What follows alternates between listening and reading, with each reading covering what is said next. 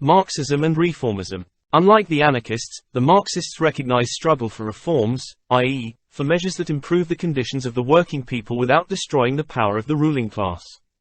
At the same time, however, the Marxists wage a most resolute struggle against the reformists, who, directly or indirectly, restrict the aims and activities of the working class to the winning of reforms. Reformism is bourgeois deception of the workers, who, despite individual improvements, will always remain wage slaves, as long as there is the domination of capital. The liberal bourgeoisie grant reforms with one hand, and with the other always take them back, reduce them to naught, use them to enslave the workers, to divide them into separate groups and perpetuate wage slavery.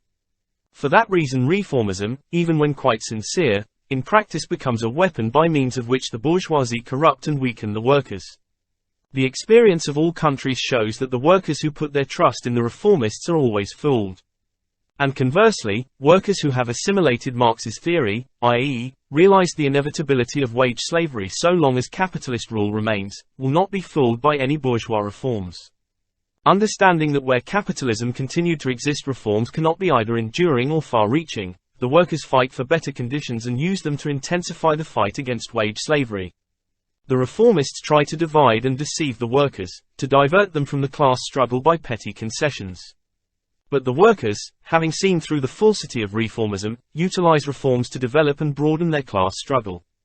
The stronger reformist influence is among the workers, the weaker they are, the greater their dependence on the bourgeoisie, and the easier it is for the bourgeoisie to nullify reforms by various subterfuges. The more independent the working class movement, the deeper and broader its aims, and the freer it is from reformist narrowness, the easier it is for the workers to retain and utilize improvements. There are reformists in all countries, for everywhere the bourgeoisie seek, in one way or another, to corrupt the workers and turn them into contented slaves who have given up all thought of doing away with slavery. In Russia, the reformists are liquidators, who renounce our past and try to lull the workers with dreams of a new, open, legal party. Recently the St. Petersburg liquidators were forced by Severnaya equals Pravda to defend themselves against the charge of reformism. Their arguments should be carefully analyzed in order to clarify an extremely important question.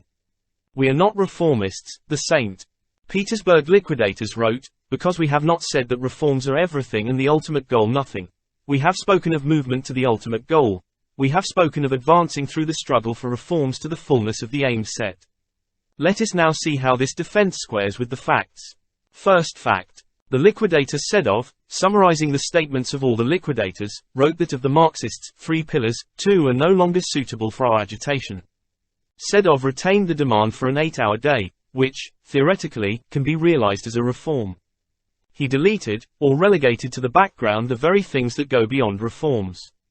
Consequently, Sedov relapsed into downright opportunism, following the very policy expressed in the formula, the ultimate goal is nothing.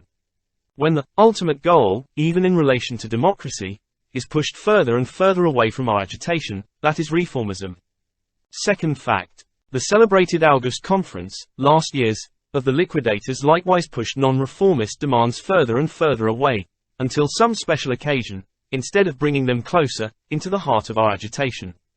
Third fact. By denying and disparaging the old, and dissociating themselves from it, the liquidators thereby confine themselves to reformism. In the present situation, the connection between reformism and the renunciation of the old is obvious. Fourth fact. The workers' economic movement evokes the wrath and attacks of the liquidators, who speak of crazes, milling the air, etc., etc., as soon as it adopts slogans that go beyond reformism. What is the result? In words, the liquidators reject reformism as a principle, but in practice they adhere to it all along the line.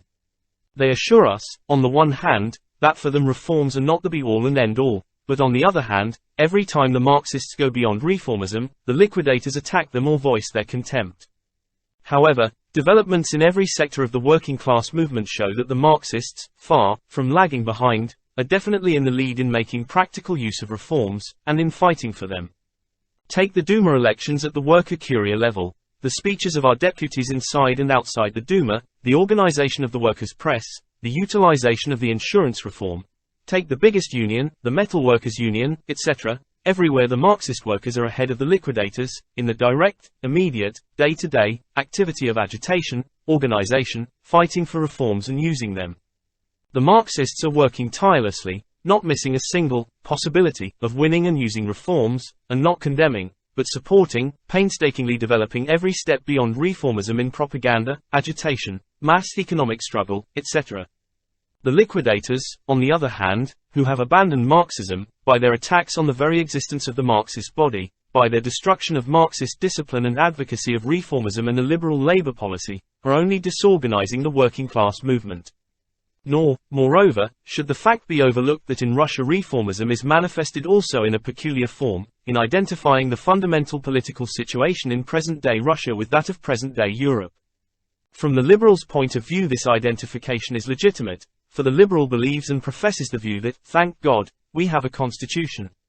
The liberal expresses the interests of the bourgeoisie when he insists that, after October 17, every step by democracy beyond reformism is madness, a crime, a sin, etc.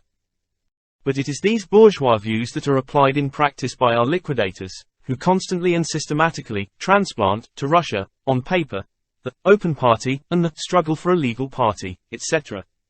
In other words, like the liberals, they preach the transplanting of the European constitution to Russia, without the specific path that in the West led to the adoption of constitutions and their consolidation over generations, in some cases even over centuries.